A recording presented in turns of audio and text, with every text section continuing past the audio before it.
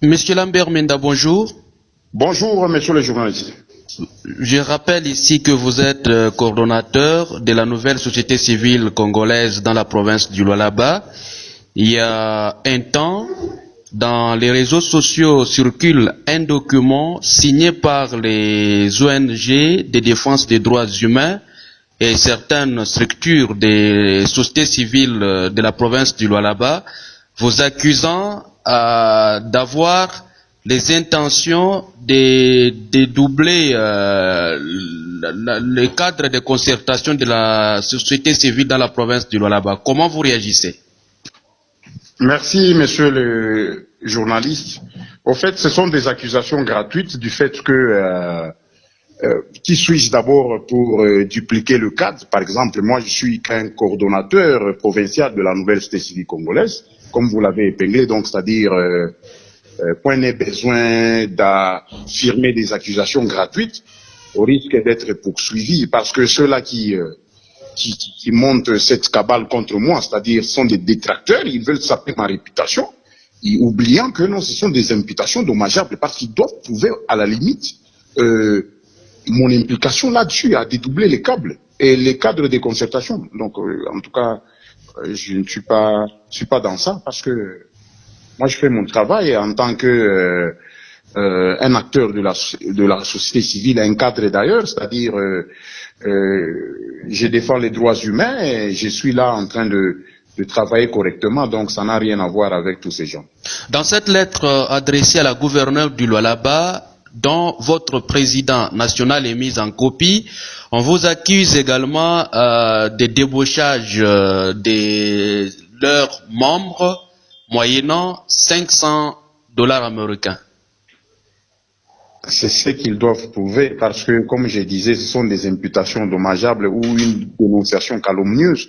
Ils doivent le prouver, ou qui a été débauché, qu'ils le prouvent. Parce que, vous savez, quand on allègue les faits, il faut aussi apporter des preuves. Donc, c'est un peu cela. Donc, vraiment, ils doivent me prouver, noir sur blanc, que j'ai fait ça. Mais sinon, si c'est le contraire, vraiment, c'est lui qui est en train de saper ma réputation, le ministère public peut s'en occuper. Il y a également une vidéo qui fait la toile. C'est quoi votre réaction?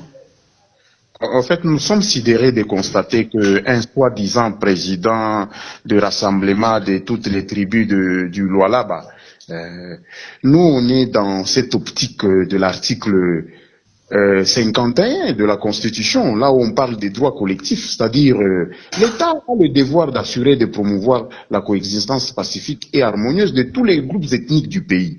Rien à voir des associations à caractère tribal, là où on veut exclure d'autres personnes. Non, nous sommes Congolais, nous devons sauvegarder l'unité nationale et prêcher la paix sociale.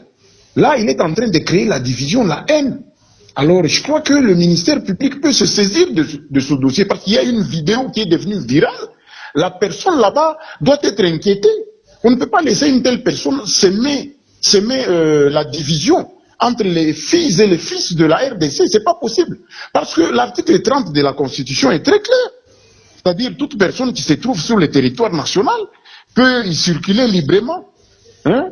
Il peut fixer même sa résidence, il peut quitter et revenir dans les conditions fixées par la loi. C'est-à-dire à quiconque qui est partout, comme ici dans le Lualaba, c'est la capitale mondiale du cobalt, toutes les nationalités sont là.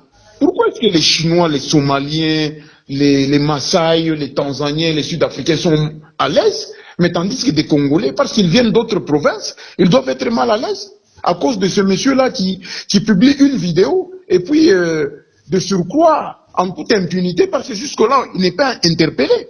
Or, les services intelligents sont là. Il y a la justice est là. Et donc, on doit mettre la main sur une personne qui est en train d'activer la fibre tribale. Oui, il est en train d'activer la fibre tribale, de créer des dissensions dans la population. Quels sont les propos qui choquent dans cette vidéo?